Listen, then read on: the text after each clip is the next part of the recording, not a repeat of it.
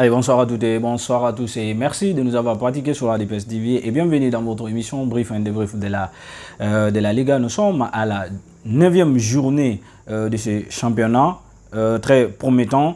Nous allons nous intéresser directement à la première rencontre en tout cas qui s'est opposée entre Zeruna et Cadiz. En tout cas, ces deux équipes se sont quittées avec un score de parité, on bit partout.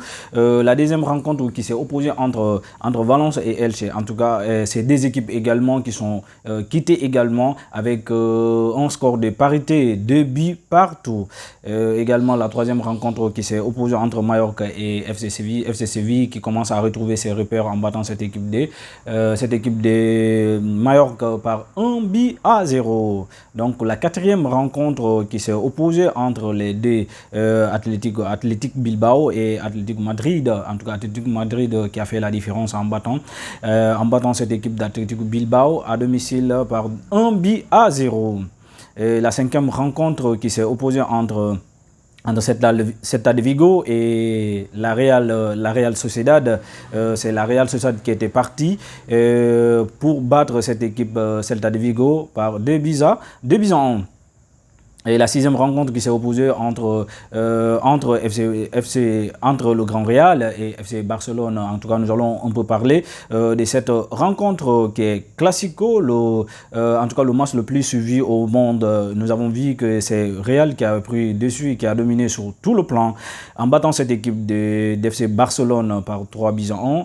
Nous avons vu quelques différences, en tout cas du côté offensif également sur le plan du milieu terrain. En tout cas, Xavi, jusqu'à présent, il ne parvient pas vraiment à retrouver son système, ou bien d'ailleurs, ces joueurs ne s'adaptent pas à ces systèmes. Nous avons vu, en tout cas, c'est un système vraiment qui n'apporte pas grand-chose, mais surtout sur ces deux côtés. Nous avons vu ces deux ailiers, à savoir Rafinha et Ousmane Dembélé, qui n'apportent pas grand-chose, surtout concrètement, ils ne sont pas assez réalistes sur le plan offensif.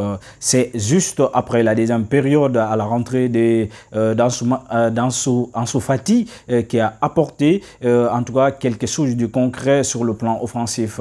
Depuis très longtemps, depuis l'arrivée de Rafinha, nous avons vu franchement qu'il a beaucoup de difficultés de s'intégrer dans cette équipe d'FC Barcelone. Si vous regardez également sur le plan du milieu terrain, en tout cas, le Real a dominé presque 90% de la possession, 90% de la récupération des balles. En tout cas, Sergio Busquets, il était complètement en difficulté, que ce soit physiquement, que ce soit tactiquement, que ce soit techniquement. Il a été complètement bouffé par Toni Kroos et également le grand Modric. Nous avons vu également ce que nous pouvons retenir, n'est-ce pas? Par rapport à cette rencontre, nous pouvons dire qu'il y a eu quelques erreurs d'arbitrage parce que tout simplement nous avons vu FC Barcelone avait obtenu un penalty non sifflé par l'arbitre de la place. En tout cas, c'est comme ça que ça arrive tout le temps, surtout avec ces grandes rencontres. Voilà, ce sont les choses vraiment que nous pouvons retenir par rapport à cette rencontre. Et également, nous allons parler la septième rencontre qui s'est opposée entre Espanyol de Barça et Almeria. Espanyol Barça et la Real Valladolid.